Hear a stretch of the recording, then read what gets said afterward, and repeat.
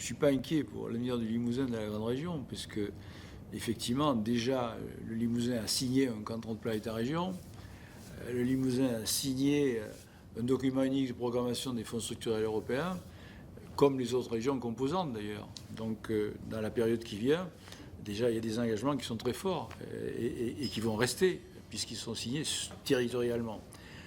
Par contre, après, effectivement, il pourrait y avoir des mises en commun, notamment dans le secteur économique. Et je crois que c'est très important que la grande région soit pilote, soit maîtrise cette question de développement économique pour faire en sorte que tous les territoires profitent effectivement des créations d'emplois. Création d'emplois, création d'entreprises, création de richesses. C'est ça l'objectif de la région, de la nouvelle grande région.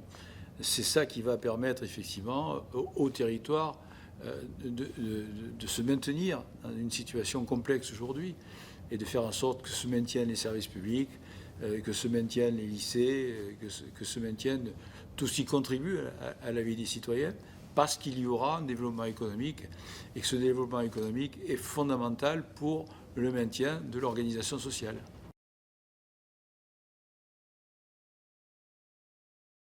Je suis tout à fait optimiste quant à l'issue du scrutin. J'espère que mon ami Alain Rousset va gagner assez largement parce qu'il a un projet, lui. Il a un projet pour la grande région qui est justement le projet économique, faire en sorte que l'ensemble des territoires puissent bénéficier de ce développement pour faire en sorte que les citoyens de la grande région, les citoyens du Limousin, ceux de Poitou-Charentes, ceux d'Aquitaine, se sentent en appartenance avec cette grande région qui leur créera la richesse. La région Limousin a été considérée comme une des plus pauvres de France. Elle va devenir, en tout cas j'espère, sous l'impulsion d'Alain Rousset, la plus riche de France.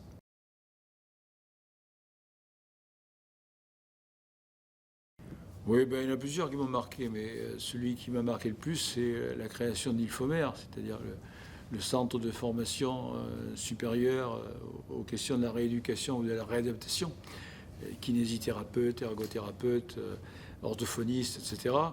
Et c'est vraiment un sujet que j'ai porté parce que je considérais que notre région était maltraitée sur ces questions parce que nous n'avions pas le cadre nécessaire pour accompagner notamment la population âgée et qu'il fallait créer sur place ces formations pour faire en sorte que les formés restent sur place. Parce que jusqu'à présent, ils allaient se former ailleurs, à Bordeaux précisément, ou à Poitiers ou ailleurs, et ils ne revenaient plus. Et donc l'idée, c'est de les former sur place pour qu'ils restent sur place et qu'ils rendent les services qu'on attend d'eux.